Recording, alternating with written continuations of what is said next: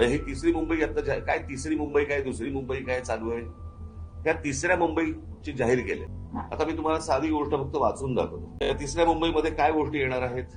तर इथे educational city, medical city, sports city, data centre, global capability centre, संशोधन संस्था आणि बीकेसी पेक्षाही मोठं व्यावसायिक केंद्र उभारलं जाणार आहे. आंतरराष्ट्रीय विद्यापीठ, जागतिक तंत्रज्ञान कंपन्या आणि उच्च मूल्य सेवा उद्योगांना आकर्षित करण्याचा प्रयत्न सुरू आहे. म्हणजे इथे कोण तिसऱ्या मुंबईमध्ये तुम्हाला काय आणायचंय ते महाराष्ट्राला माहितीये का. महाराष्ट्राची मुलं मुली तयार आहेत का या गोष्टींसाठी. म्हणजे आपल्याकडचा जो कोणी शेतकरी आहे, आपल्याकडचा जो कोणी जमीनधारक जो आहे, तो फक्त माझी जमीन मालक एवढाच राहणार आणि त्याच्या समोर ही तिसरी मुंबई उभी राहणार. काय ह्याला काय करायचंय ते, आणि तो फक्त बघत राहणार.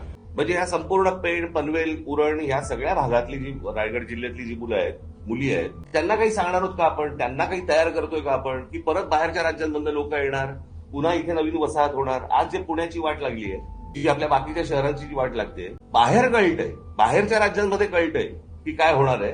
त्याप्रमाणे त्यांच्या पोरापोरींना तयार करतायत ते आणि महाराष्ट्रात पाठवत आहेत. आणि आमच्या महाराष्ट्रातल्या मुलं मुलींना काही माहित नाही की इथे काय होणार आहे, काय घडणार आहे. त्यांना कोणतीही गोष्ट सांगितली जात नाहीये की बाबा तुम्ही कुठच्या गोष्टींच्या तयारीला लागा, आपल्याकडे काय गोष्टी येणार आहेत, काही माहिती नाहीये.